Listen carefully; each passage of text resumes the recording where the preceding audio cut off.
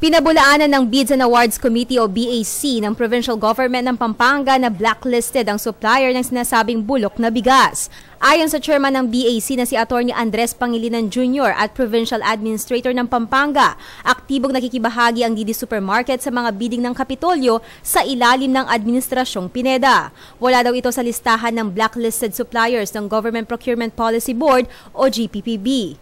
May sertipikasyon din na ibinigay sa Didi Supermarket mula sa Department of Budget and Management, Philippine Government Electronic Procurement System o PhilGEPS na nagpapatunay na rehistrado ito sa PhilGEPS. Sinertipikahan at ginagarantihan din ng Kapitolyo na eligible o maaaring makibahagi sa bidding ang Didi Supermarket.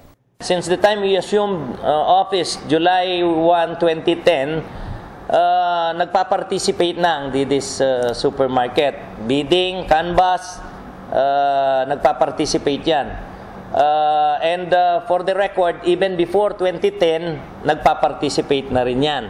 So for the record, I just want to clarify, hindi po totoo na blacklisted ang Didi Supermarket nung kami nagtatransact sa kanya. Dito sa Pineda's administration, wala pong order na blacklist po ang Didis, wala pong instance na ang Didis ay na-involved sa mga irregularities when it comes to bidding process dito po sa Provincial Government of Pampanga.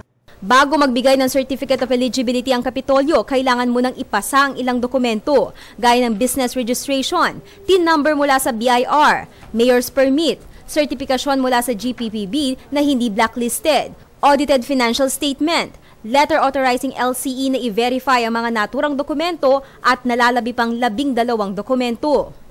Ang BAC Secretariat will evaluate and assess lahat po ng mga documents as required and as provided for by 9184. Once na kinomply po nung prospective bidder po yan, supplier, then the BAC Secretariat will issue a certificate of eligibility. Pinabulaanan din ni Pangilinan ng ilang impormasyon na nagsasabing may nasa likod ng transaksyon ng Didi Supermarket, kaya patuloy ang transaksyon nito sa Kapitolyo. Wala po kaming alam dyan, wala pong katotohanan siguro yan insofar as the Bids and Awards Committee, dahil po under my chairmanship, lahat po ng kailangang comply ng mga prospective bidders, they have to comply. Kasi hindi po dahil may backer ka or ano po, nakikita nyo naman, pinopost namin po sa PhilGEPS yan as required, wala po kaming pinapaboran.